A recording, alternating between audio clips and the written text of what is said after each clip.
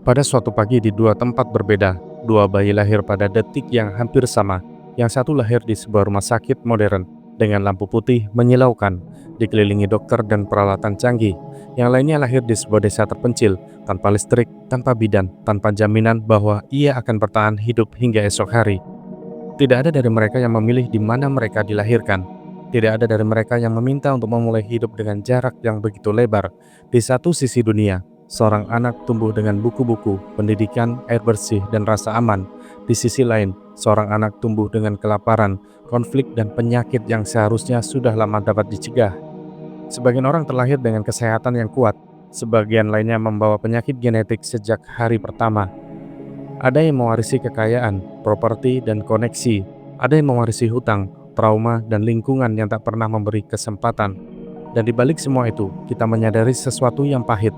Dunia tidak adil, bahkan sejak sebelum kita bisa membuka mata. Namun ketidakadilan bukan sekadar hasil dari sistem modern, bukan hanya soal ekonomi, politik, atau keberuntungan. Ketidakadilan memiliki akar yang jauh lebih tua dari peradaban, lebih tua dari tulisan, bahkan lebih tua dari sejarah manusia itu sendiri. Untuk memahami mengapa dunia seperti ini, kita harus kembali ke masa ketika manusia pertama kali belajar bertahan hidup, ke masa ketika ketidakadilan bukanlah nilai, melainkan kemewahan yang tidak pernah ada.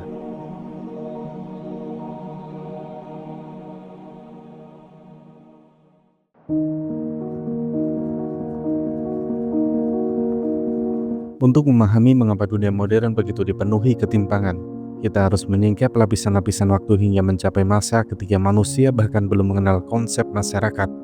Pada titik itu, sebelum kota-kota megah berdiri dan sebelum teknologi lahir, kehidupan manusia ditentukan oleh sesuatu yang jauh lebih sederhana: bertahan hidup hari ini agar bisa melihat matahari esok hari. Dalam dunia seperti itu, keadilan bukanlah sebuah nilai, ia bahkan bukan sebuah harapan. Yang ada hanyalah kebutuhan untuk hidup, dan kebutuhan itu tidak pernah merata. Manusia purba hidup dalam kelompok kecil, tidak lebih dari beberapa puluh orang. Mereka berpindah-pindah mengikuti musim, mengejar kawanan hewan, atau mencari sumber air baru. Setiap hari adalah ketidakpastian, dan di tengah ketidakpastian itu, kemampuan fisik dan keberuntungan menentukan siapa yang berhasil membawa pulang makanan, dan siapa yang harus tidur dalam kelaparan. Mereka yang lebih kuat mendapatkan daging lebih dulu, mereka yang lebih cekatan lebih cepat menemukan buah, mereka yang sakit atau lemah sering bergantung pada belas kasih orang lain. Dan dalam situasi ekstrim, belas kasih itu bukanlah prioritas. Sejak awal, manusia tidak pernah hidup dalam dunia yang memberi peluang sama kepada semua orang.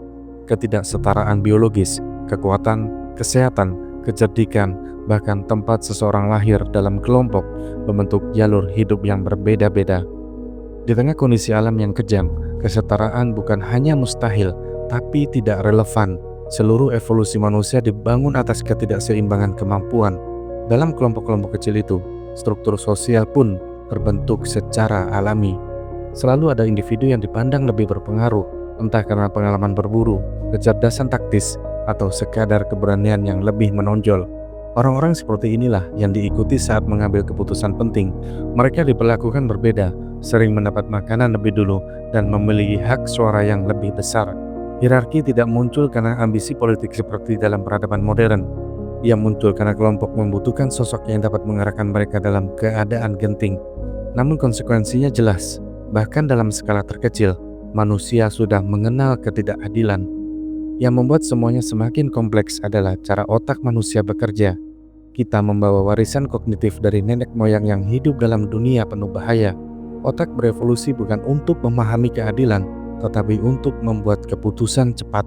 Kita mengutamakan kelompok sendiri, memihak mereka yang mirip dengan kita, dan lebih mudah mempercayai orang yang punya status lebih tinggi. Semua mekanisme ini sangat berguna di masa lalu. Mengikuti pemimpin dapat menentukan apakah kelompok bertahan saat menghadapi predator. Menjaga solidaritas kelompok sendiri dapat menentukan apakah seseorang diselamatkan ketika terluka. Namun ketika manusia masuk ke dalam dunia modern, warisan kognitif ini tidak hilang. Ia justru berubah menjadi bias-bias yang menciptakan ketidakadilan dalam skala yang jauh lebih besar. Kita lebih percaya pada mereka yang terlihat kaya, sukses, atau berpendidikan, meski mereka mungkin tidak selalu benar. Kita cenderung mengabaikan orang yang bukan bagian dari kelompok kita, Kita mudah terjebak dalam ilusi bahwa kesuksesan selalu datang dari kerja keras. Padahal, jutaan orang berusaha sama kerasnya tetapi tidak pernah terlihat. Kita hanya melihat mereka yang berhasil dan menganggap merekalah buktinya. Padahal, itu hanya sisa dari cara otak kita membaca dunia sejak zaman batu. Seleksi alam yang menjadi dasar kelangsungan hidup manusia selama ratusan ribu tahun tidak pernah memedulikan keadilan. Ia hanya memedulikan kelangsungan spesies. Mereka yang lahir kuat, sehat, dan memiliki akses pada sumber daya punya peluang lebih besar. Mereka yang lahir dalam kondisi kurang beruntung sering tidak bertahan. Ketika manusia mulai membangun masyarakat, pola-pola ini tidak hilang. Ia justru menjadi bagian dari struktur sosial, politik, dan ekonomi yang kemudian kita warisi hingga sekarang. Cara manusia memperlakukan satu sama lain hari ini merupakan refleksi panjang dari evolusi yang tidak pernah dirancang untuk memberi kesempatan yang sama. Karena itu, sebelum kita menyalahkan sistem modern atas ketidakadilan dunia, kita harus mengakui satu kebenaran mendasar. Dunia tidak adil karena spesies yang membangunnya tidak berevolusi dalam dunia yang adil. Ketidakadilan bukanlah anomali, ia adalah kondisi bawaan. Sedangkan keadilan adalah gagasan baru, lahir dari refleksi moral yang jauh lebih mudah dibandingkan seluruh sejarah evolusi manusia. Dunia modern mungkin terlihat jauh dari kehidupan manusia purba, tetapi warisan cara berpikir dan struktur sosial yang membentuk puluhan ribu tahun lalu masih hidup dalam diri kita, dalam cara kita memandang orang lain, dalam cara kita memilih pemimpin, dalam cara kita memutuskan siapa yang pantas dipercaya, dan bahkan dalam cara kita menilai diri sendiri. Dan jika akar ketidakadilan sudah ada sejak sebelum sejarah dimulai, maka pertanyaannya selanjutnya adalah, bagaimana ketidakadilan itu berkembang ketika manusia memasuki era peradaban? Jawabannya dimulai pada momen ketika manusia berhenti berpindah-pindah dan mulai membangun dunia yang kita kenal hari ini.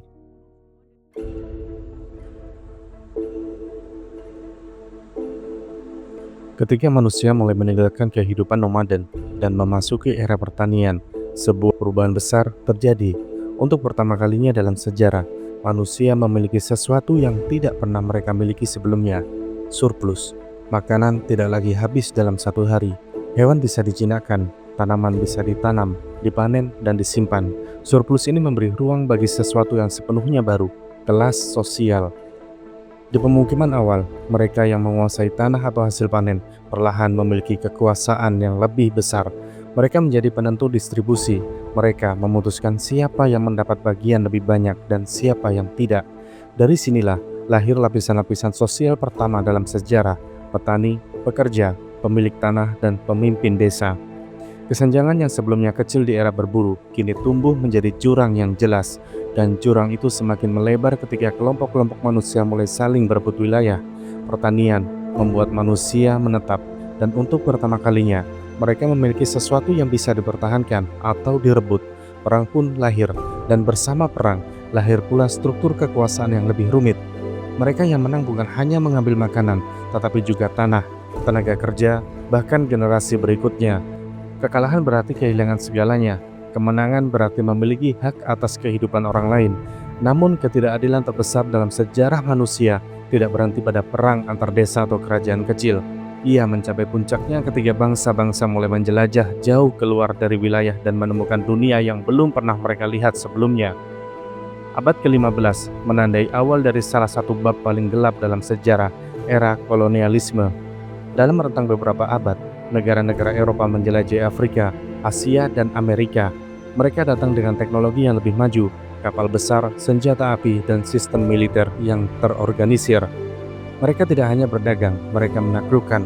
Tanah-tanah subur diambil, kekayaan alam diangkut ribuan kilometer jauhnya, dan masyarakat yang sebelumnya merdeka dipaksa masuk ke dalam sistem yang sepenuhnya baru, sistem yang tidak dibuat untuk kesejahteraan mereka.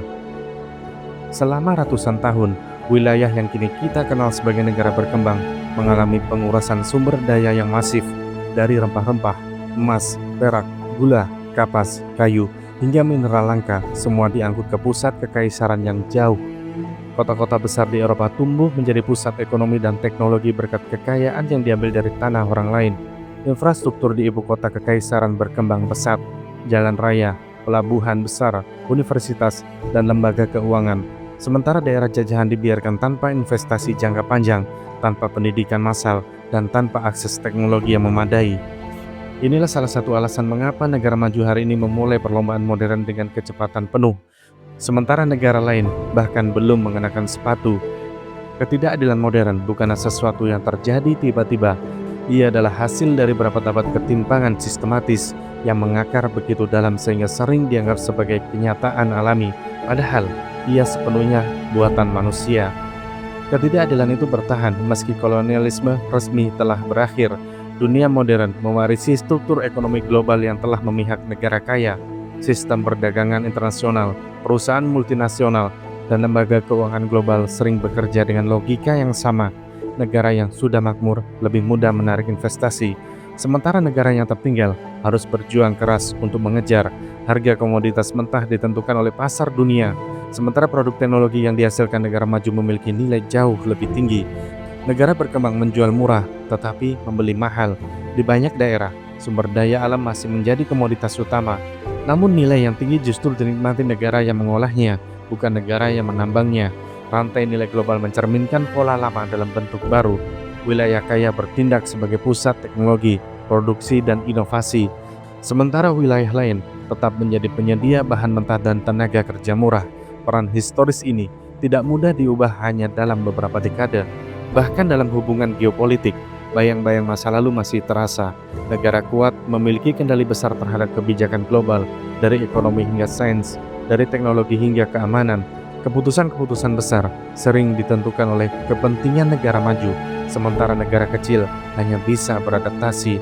Dunia tidak bekerja sebagai arena kompetisi yang adil. Ia lebih mirip permainan yang aturannya dibuat oleh mereka yang memegang kekuasaan sejak lama. Dengan melihat seluruh proses sejarah ini, kita menyadari bahwa ketidakadilan dunia bukan sekedar akibat dari kondisi ekonomi saat ini. Ia adalah hasil dari rantai panjang peristiwa, perang awal, lahirnya kelas sosial, revolusi pertanian, ekspansi kekaisaran, perdagangan global, kolonialisme, hingga struktur ekonomi modern yang masih terhubung satu sama lain. Ketika seseorang bertanya mengapa lahir di negara tertentu membuat hidup seseorang lebih sulit daripada lahir di negara lain, jawabannya itu tidak dapat diringkas dalam satu kalimat. Jawabannya adalah sejarah panjang ketimpangan yang diwarisi dari generasi ke generasi. Dan selama sistem itu terus bergerak mengikuti pola lama, dunia akan tetap dipenuhi perbedaan yang tidak pernah dipilih oleh mereka yang hidup di dalamnya. Karena itulah, untuk memahami dunia yang tidak adil hari ini, kita harus melihat ke belakang, ke masa ketika kekuatan global dibentuk bukan oleh kesetaraan, tetapi oleh penaklukan. Kita harus memahami bahwa apa yang kita sebut sebagai kondisi dunia bukanlah sesuatu yang lahir secara alami, tetapi sesuatu yang dibangun perlahan-lahan oleh sejarah panjang perebutan kekuasaan. Dan jika ketidakadilan modern merupakan warisan sejarah, maka pertanyaan berikutnya adalah sejauh mana ketidakadilan itu mulai terbentuk, bahkan sebelum seseorang bisa berbicara atau berjalan.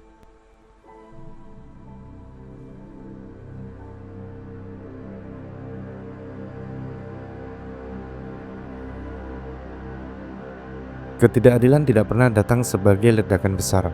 Ia datang perlahan, masuk ke dalam kehidupan manusia sedikit demi sedikit, sampai akhirnya terasa biasa. Di banyak tempat di dunia, ketidakadilan bukan lagi sesuatu yang mengejutkan. Ia menjadi bagian dari keseharian. Anak-anak tumbuh di dalamnya, orang dewasa belajar menyesuaikan diri dengannya, dan masyarakat tanpa sadar mulai menganggapnya sebagai sesuatu yang tak terhindarkan. Ketidakadilan menciptakan penderitaan, memperlebar jarak antara yang memiliki dan yang kehilangan, serta perlahan merusak cara manusia hidup bersama. Ketika jurang itu semakin dalam, yang runtuh bukan hanya ekonomi atau sistem politik, tetapi rasa percaya satu sama lain. Namun di tengah dunia seperti itu, satu hal selalu muncul kembali, perlawanan. Perjuangan melawan ketidakadilan tidak pernah benar-benar selesai. Ia bukan hanya tentang menuntut hak yang dirampas, tetapi juga tentang menjaga hak yang sudah diperoleh agar tidak diambil kembali. Sejarah menunjukkan bahwa setiap kemajuan yang kita nikmati hari ini adalah hasil proses panjang, proses yang penuh penolakan, pengorbanan, dan kegagalan. Ketidakadilan sendiri memiliki banyak wajah. Ia tidak selalu tampak sebagai kekerasan terbuka. Kadang ia hadir dalam bentuk ekonomi yang timpang. Ketika jutaan orang bekerja keras namun tetap terjebak dalam kemiskinan, upah tidak sebanding dengan tenaga, kesempatan tidak terbuka merata, akses terhadap pendidikan dan kesehatan menjadi kemewahan, bukan hak. Di banyak negara, Jarak antara yang kaya dan miskin semakin melebar. Mereka yang lahir di posisi bawah seringkali tidak pernah benar-benar diberi kesempatan untuk naik. Kemiskinan menjadi siklus, bukan kejadian sementara. Dan ketika sistem gagal memutus siklus itu, ketidakadilan menjadi warisan turun-temurun. Di ranah sosial, ketidakadilan muncul dalam bentuk diskriminasi, warna kulit, agama, jenis kelamin, atau latar belakang budaya berubah menjadi penentu nilai seseorang. Rasisme bukan sekadar prasangka individu, melainkan pola yang tertanam dalam kebijakan, institusi, dan cara pandang masyarakat. Banyak orang tidak hanya dipinggirkan, tetapi juga dipaksa membuktikan bahwa mereka pantas diperlakukan sebagai manusia setara. Ketidakadilan politik memperparah semuanya. Ketika kekuasaan disalahgunakan, hukum dimanipulasi, dan kritik dibungkam, warga kehilangan suara, media dikendalikan, kebebasan berekspresi dibatasi. Dalam kondisi seperti itu, ketidakadilan tidak lagi terasa sebagai kesalahan sistem, tetapi sebagai keputusan yang disengaja. Namun justru di ruang-ruang gelap inilah perjuangan sering lahir. Sejarah penuh dengan contoh manusia yang menolak tunduk. Di Amerika Serikat, ketidakadilan rasial pernah berdiri kokoh sebagai hukum resmi. Sekolah dipisahkan, hak dipisahkan, kehidupan ditentukan oleh warna kulit. Dalam dunia seperti itu, tokoh-tokoh seperti Martin Luther King Jr., Rosa Parks, dan Malcolm X muncul dengan pendekatan yang berbeda, tetapi tujuan yang sama, mengakhiri ketidakadilan yang dilembagakan. Malcolm X khususnya menjadi simbol perlawanan yang tidak nyaman. Ia menolak bahasa yang menenangkan. Ia berbicara tentang kemarahan, harga diri, dan hak untuk membela diri di dunia yang tidak adil. Baginya, hukum yang dibuat oleh penindas tidak bisa dianggap netral. Pandangannya membuat banyak orang takut, dan justru karena itu, suaranya sulit diabaikan. Ia dibunuh sebelum melihat dunia berubah, tetapi gagasannya membuktikan satu hal penting. Sejarah sering bergerak maju di atas pengorbanan orang-orang yang tidak sempat menikmati hasilnya. Di Afrika Selatan, ketidakadilan apartheid bertahan puluhan tahun. Sistem ini memisahkan manusia berdasarkan ras, memberikan hak istimewa kepada minoritas, dan merampas martabat mayoritas. Nelson Mandela dan banyak pejuang lainnya dipenjara, disiksa, dan dibungkam. Namun perlawanan tidak pernah padam, hingga akhirnya apartheid runtuh. Bukan karena sistem itu tiba-tiba berubah hati, tetapi karena tekanan moral, politik, dan sosial yang terus-menerus. Namun tidak semua perjuangan berakhir dengan kemenangan besar yang dicatat sejarah. Di Indonesia, hukum sering dipuji sebagai pilar negara. Namun bagi banyak warga, hukum terasa jauh dan sulit dijangkau. Prosesnya panjang, biayanya mahal, dan hasilnya tidak selalu sejalan dengan rasa keadilan. Pelanggaran kecil bisa berujung hukuman berat bagi rakyat kecil, sementara pelanggaran besar kerap tenggelam dalam proses yang tak berujung. Ketika hukum bisa dinegosiasikan, keadilan berubah menjadi hak istimewa. Dalam kondisi seperti itu, perjuangan melawan ketidakadilan hukum tidak selalu hadir dalam bentuk revolusi. Ia muncul dari keberanian warga melapor, dalam suara jurnalis yang terus menulis, dalam aktivis yang tetap berbicara meski tahu resikonya adalah penjara. Banyak dari perjuangan ini gagal, banyak yang tidak pernah sampai ke layar televisi atau buku sejarah. Namun kegagalan itu sendiri adalah bagian dari proses. Karena ketidakadilan tidak runtuh oleh satu kemenangan besar, melainkan oleh tekanan yang terus-menerus. Semua ini menunjukkan satu kenyataan pahit. Perjuangan melawan ketidakadilan adalah pekerjaan jangka panjang. Ia membutuhkan ketekunan, keberanian, dan solidaritas. Ia juga penuh konflik, baik dengan kekuasaan maupun dalam gerakan itu sendiri. Perbedaan ideologi, strategi, dan kepentingan seringkali memecah perjuangan dari dalam. Media di sisi lain bisa menjadi pedang bermata dua. Ia mampu membuka mata dunia, tetapi juga bisa memutarbalikkan kenyataan. Narasi bisa diangkat atau dikubur, pahlawan bisa dibentuk atau dihancurkan. Karena itu, perjuangan melawan ketidakadilan tidak hanya terjadi di jalanan, tetapi juga dalam perebutan cerita. Pada akhirnya, perjuangan ini menuntut komitmen yang berkelanjutan. Tidak ada kemenangan yang permanen. Hak yang sudah diperoleh bisa dirampas kembali, kemajuan bisa diputar balik. Karena itu, keadilan tidak pernah menjadi tujuan akhir. Ia adalah proses yang harus dijaga. Dan mungkin inilah kebenaran yang paling sulit diterima. Perjuangan melawan ketidakadilan tidak menjanjikan dunia yang sepenuhnya adil. Namun tanpa perjuangan itu, dunia akan menjadi tempat yang jauh lebih kejam. Selama masih ada ketidakadilan, perjuangan harus terus hidup. Bukan karena kita yakin akan menang, tetapi karena melawan ketidakadilan adalah salah satu cara manusia mempertahankan martabatnya sendiri.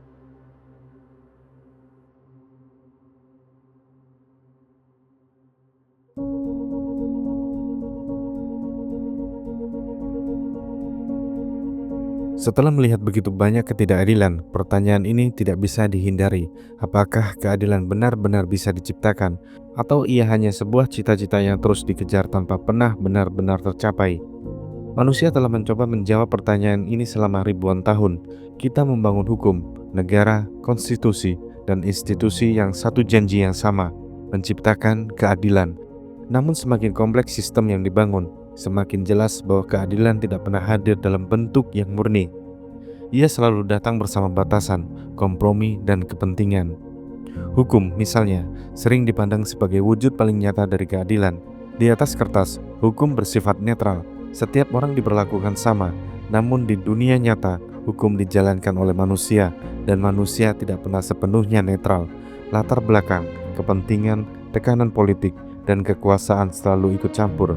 Akibatnya, keadilannya dihasilkan seringkali terasa berbeda, tergantung siapa yang berdiri di hadapannya. Keadilan juga tidak pernah lepas dari soal sumber daya. Untuk mengaksesnya, seseorang membutuhkan waktu, pengetahuan, dan biaya. Mereka yang memiliki ketiganya memiliki peluang lebih besar untuk mendapatkan keadilan, sementara mereka yang tidak seringkali hanya mendapatkan prosedur tanpa hasil yang benar-benar adil.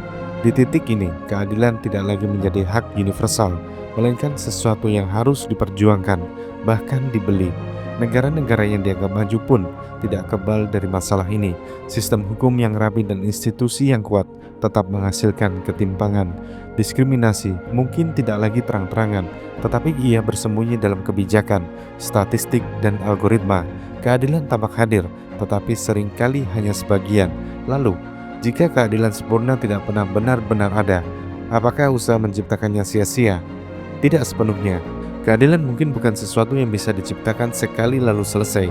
Ia bukan bangunan permanen yang berdiri kokoh selamanya. Keadilan lebih mirip keseimbangan yang terus berubah, mudah goyah, mudah runtuh, dan harus terus dijaga. Setiap generasi harus memperjuangkannya kembali, karena apa yang dianggap adil hari ini bisa dianggap tidak adil esok hari.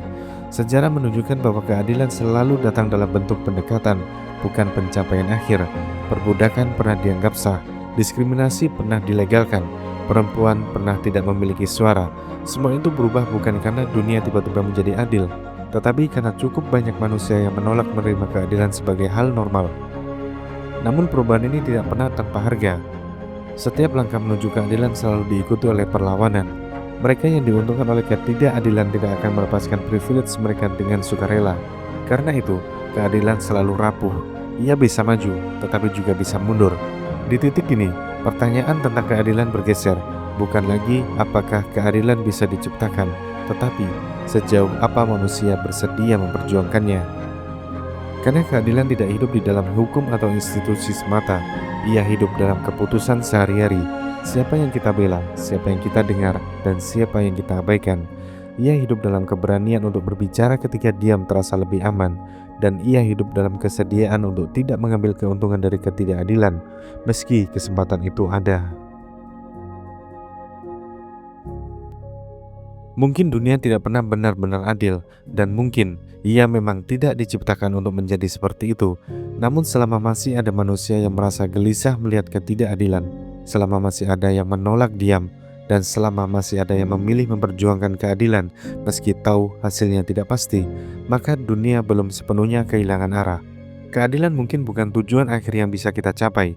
Ia adalah perjalanan panjang yang menentukan siapa kita sebagai manusia. Dan barangkali yang membuat kita tetap manusia bukan karena kita hidup di dunia yang adil, melainkan karena kita terus berusaha membuatnya sedikit lebih adil, meski hanya satu langkah kecil dalam waktu yang sangat panjang.